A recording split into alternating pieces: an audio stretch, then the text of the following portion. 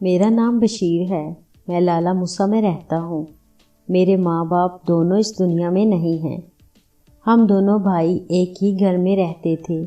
گھر کیا تھا، بس 2 کمرے اور آگے چھوٹا سا صحن تھا۔ غربت ایسی تھی کہ ایک وقت کا کھانا پکتا تو دوسرے وقت کے لالے پڑ جاتے کہ اب رات کو نہ جانے کھانے کو کچھ ملے گا یا نہیں۔ ہم دونوں بھائی شادی شدہ اور بال بچے دار تھے۔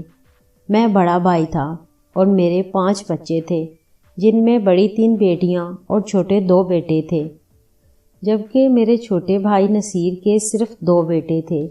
گھر میں غربت کی وجہ سے ہر وقت کی پریشانی رہتی تھی۔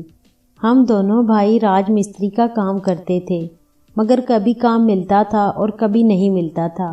اوپر سے ہر روز کی بڑھتی ہوئی مہنگائی نے ہر غریب کی کمر توڑ دی تھی۔ ہمارا بھی یہی حال تھا۔ ایک وقت کھاتے تو دوسرے ٹائم بھوکا سونا پڑتا۔ ان حالات میں میرے چھوٹے بھائی نصیر نے ایک دن مجھ سے کہا کہ بھائی، ان حالات میں یہاں گزارا کرنا بہت مشکل ہے۔ میرا ایک جاننے والا بہت سارے مستریوں اور مزدوروں کو دبئی کام کے لیے بھجوا رہا ہے۔ اگر ہم میں سے کوئی ان کے ساتھ دبئی چلا جائے تو ہمارے دن پھر سکتے ہیں۔ میں نے اس سے کہا کہ مشورہ تو اچھا ہے، مگر اتنی رقم کہاں سے آئے گی؟ نصیر نے جواب دیا کہ میں اپنی بیوی کے زیور بیچ کر اور کچھ قرض لے کر رقم کا بندوبست کرتا ہوں، شاید میرا بھی دبئی کا ویزا لگ جائے۔ اس کے بعد ہم دونوں نے دبئی جانے کے لیے اس ایجنٹ کے پاس چکر لگانے شروع کر دیے، مگر خدا کا کرنا ایسا ہوا کہ نصیر کا ویزا لگ گیا اور وہ آدمی اسے دبئی بھیجنے کے لیے تیار ہو گیا۔ اب نصیر نے مجھ سے کہا کہ بھائی جان، یوں کرتے ہیں کہ میں دبئی کام کرنے کے لیے چلا جاتا ہوں اور تم یہیں پاکستان میں رہ کر گھر والوں کی خبر گیری کرنا۔ اس کی بات میرے دل کو بھی لگی اور میں نے بھی اس سے اتفاق کر لیا۔ یوں نصیر چند دن بعد دبئی کے لیے روانہ ہو گیا۔ جاتے ہوئے اس نے اپنے بیوی اور بچوں کی حفاظت اور خبر گیری کا وعدہ مجھ سے لے لیا۔ میں نے بھی اسے اطمینان دلاتے ہوئے کہا کہ وہ آرام سے جائے، اس کی بیوی اور بچوں کا خیال میں رکھوں گا۔ نصیر کے دبئی جانے کے کچھ عرصے تک تو ہمارے گھر کے حالات خراب ہی رہے، کیونکہ اب میں ہی واحد کمانے والا رہ گیا تھا، جسے اپنے بیوی بچوں کے ساتھ ساتھ اس کے بیوی بچوں کی ذمہ داری اٹھانا پڑ رہی تھی۔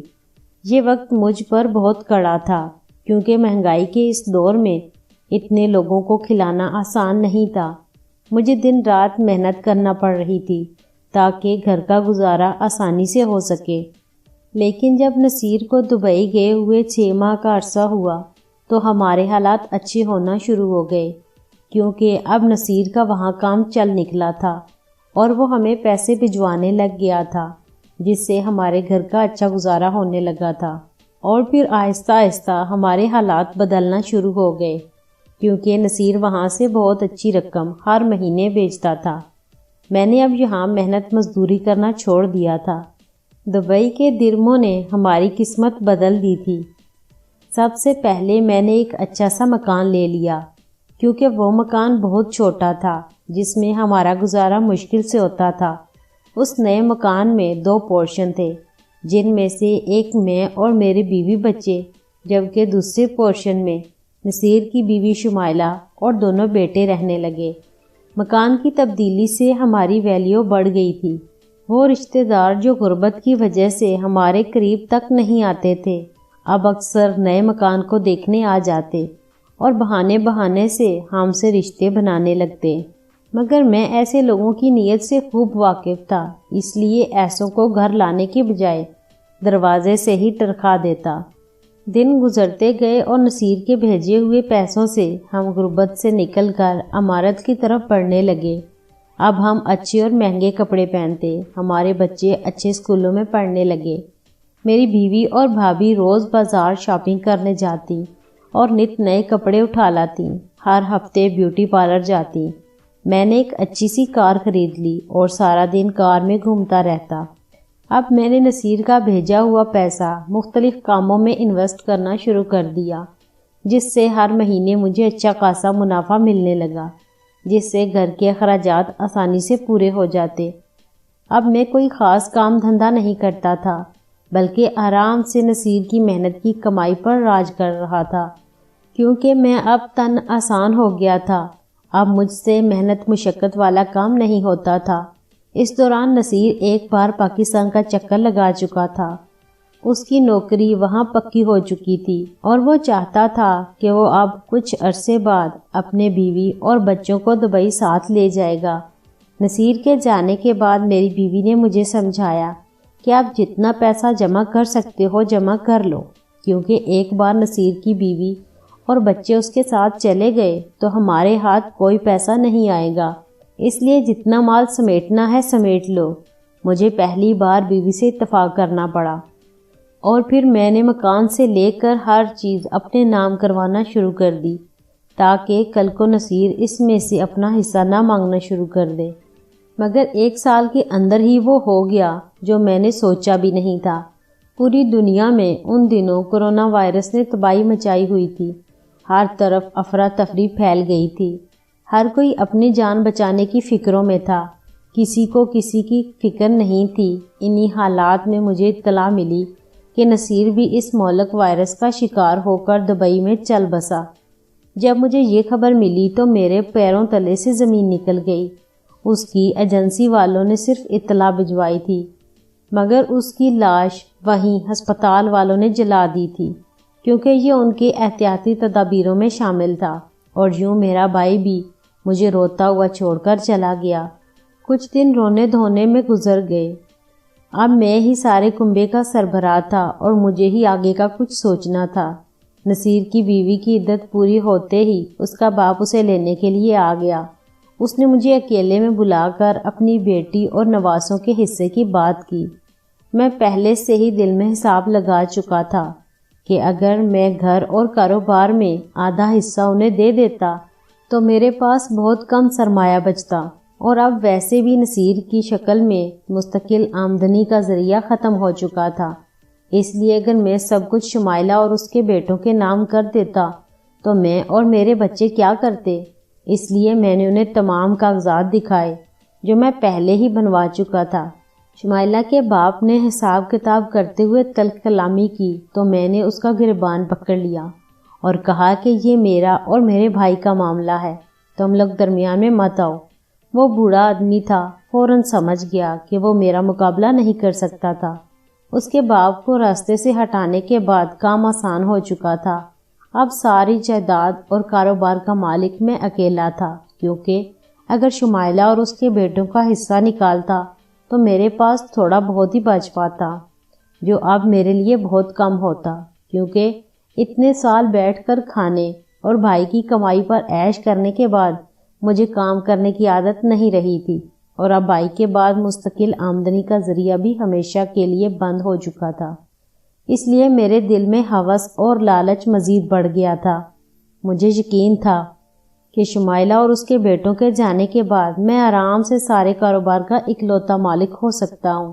گھر چھوڑنے سے پہلے شمائلہ میرے پاس آئی تھی اور یہ کہہ کر چلی گئی کہ میں نے سارا معاملہ خدا کے حوالے کر دیا ہے، جو بہترین انصاف کرنے والا ہے۔ اس کا وہ جملہ سن کر میرے دل کی عجیب کیفیت ہو گئی۔ مجھے لگا جیسے شمائلہ نے مجھے خبردار کرنے کی کوشش کی ہو، مگر پھر میں نے سر جھٹک کر اس بات کو ذہن سے نکالنے کی کوشش کی، اور پھر کچھ دن کے بعد اس بات کو بھول بھال گیا۔ شمائلہ کے جانے کے بعد میں اپنے بیوی بچوں کے ساتھ ہنسی خوشی رہنے لگا۔ میں نے اپنے تمام باقی شدہ سرمائے کو ایک بہت اچھے کاروبار میں انویسٹ کر دیا تھا، جس سے مجھے ہر ماہ گھر بیٹھے مستقل آمدنی ہونے لگی تھی۔ اس کے بعد میں نے وہ پرانا گھر بیچ کر ایک اور اچھے پوش علاقے میں گھر لے لیا۔ میں چاہتا تھا کہ شمائلہ اور اس کے میکے والے مجھ سے رابطہ نہ کر سکیں، کیونکہ میرے دل میں خوف تھا کہ کہیں وہ مجھ پر مکان اور جائیداد میں حصے کا کیس ہی نہ کر دیں۔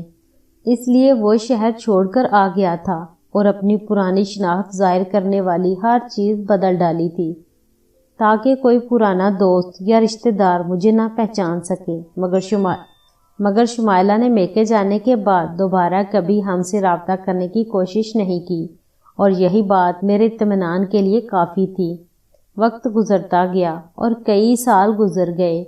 اب میرے بیٹے جوان ہو چکے تھے، مگر اب مجھے زیادہ محنت کرنی پڑ رہی تھی، کیونکہ میرے دونوں بیٹے میرا ہاتھ بٹانے کی بجائے اپنی جوانی کی موج مستیوں میں لگے رہتے۔ میں چاہتا تھا کہ اب سارا کاروبار وہ سنبھال لیں، مگر وہ سنجیدہ ہی نہیں ہوتے تھے، اور بیٹھ کر کھانے سے تو پیسوں سے بھرے کنویں بھی خالی ہو جایا کرتے ہیں، اور اسی لیے میرا بینک بیلنس بھی بڑھنے کے بجائے گھٹتا جا رہا تھا۔ اسی لیے ایک قریبی دوست نے مجھے اپنی ساری جمع پونجی اپنے کاروبار میں لگانے کا مشورہ دیا تاکہ ہم دونوں آدھا آدھا منافع حاصل کر سکیں۔ اپنے بیٹوں سے مایوس ہو کر میں نے اس کی بات ماننے کا فیصلہ کر لیا، مگر جس دن میں نے اپنے حصے کی رقم اسے بھیجنی تھی اس دن میری طبیعت سخت خراب ہو گئی۔ میں 2 گھنٹے ہسپتال میں رہا اور اس کی کال پر کال آتی رہی کہ آج رقم پہنچنی بہت ضروری ہے۔ مجبوری میں گھر کے سیف میں رکھا سارا کیش بیٹوں کے ہاتھ بھجوانا پڑا، کیونکہ میں خود بستر سے اٹھ بھی نہیں سکتا تھا۔ بیوی میرے سرہانے بیٹھی تھی۔ میں نے بیٹوں کو رقم دی اور گارڈز کے ساتھ مطلوبہ رقم پہنچانے کا کہا۔ دونوں بیٹوں کے جانے کے بعد میری طبیعت پھر بگڑ گئی تو میری بیوی نے ڈاکٹر کو گھر پر بلا لیا۔ تھوڑی دیر بعد طبیعت سنبھلی تو ایک روح فرسا خبر نے میری جان نکال لی۔ میرے بیٹوں کی گاڑی پر ڈاکوؤں نے حملہ کر دیا تھا۔ ڈاکوؤں نے مزاحمت کرنے پر فائرنگ کھول دی تھی، جس سے میرا ایک بیٹا موقع پر ہی جاں بحق ہو گیا، جبکہ دوسرے بیٹے کو ٹانگ پر گولی لگی۔ ڈاکو ساری رقم لوٹ کر فرار ہو گئے تھے۔ اس خبر کو سنتے ہی میں دل تھام کر رہ گیا۔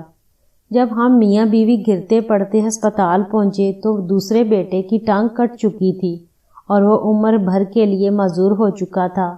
اس دن ایک جوان بیٹے کی لاش کو کندھا دیتے وقت مجھے نصیر کے یتیم بچوں کا خیال آیا، اور مجھے پتہ چل گیا کہ مجھے میرے گناہوں کی سزا اسی دنیا میں مل چکی ہے۔